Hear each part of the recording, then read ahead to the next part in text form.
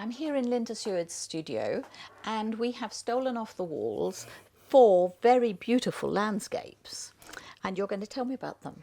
Well, I have to say that I enjoyed making these so much. They incorporate many of the things that I love about quilting.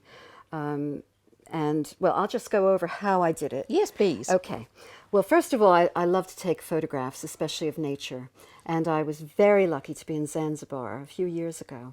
And I was standing on the beach, and it really did look like this. This is what it really looked like. And I took that shot, came home, and I thought, I've got to do something with it. And I played with it, first of all, on my computer, and I changed the colors of the pictures and saved them. I then prepared fabric with bubble jet set print, the solution, and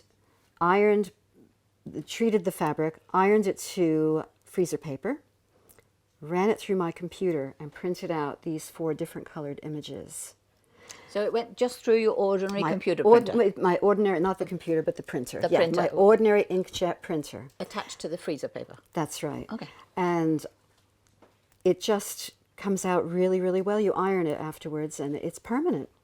Wow. So I then sandwiched it to make a little quilt. I machine quilted the sea, free motion machine quilted. And then I also did some hand embroidery. You can see on some of it, like here, the boats and the birds and the foam of the sea. Next, I couched on some unusual looking threads. That sort of bobbly thread, isn't bobbly it? That one, stuff, and there's green here, yeah. And did that all by hand. And then I sewed the I finished off the edges of the mini quilt, turned them under, and then I sewed it onto a piece of, this is raw silk, this is just plain cotton fabric. And then I framed it.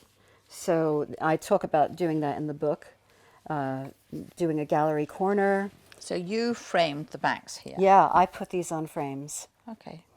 And then I sewed on the seashells.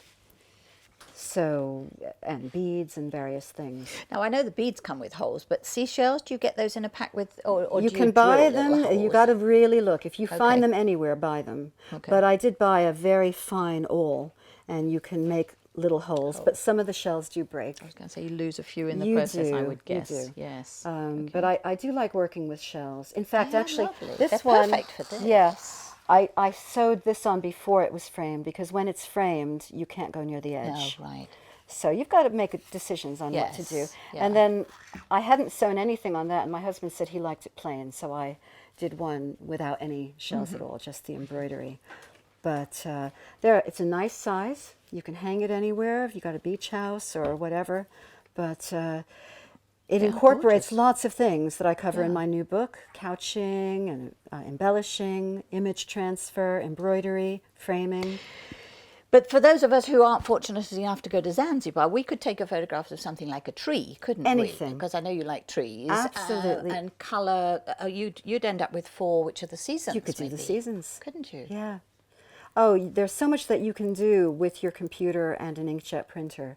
And bubble jets that you can buy a whole, a jar, or, well, a bottle it comes in, that will last for a very long time. Okay, so it doesn't go off once you've opened it. No. Super. It's very easy to treat, and freezer paper, iron it on. Yeah, that freezer paper comes in very handy for all sorts of things, doesn't it? Who knew? Who knew? Well, these are really lovely. Thank you so much for sharing with us. Oh, you're Linda. welcome.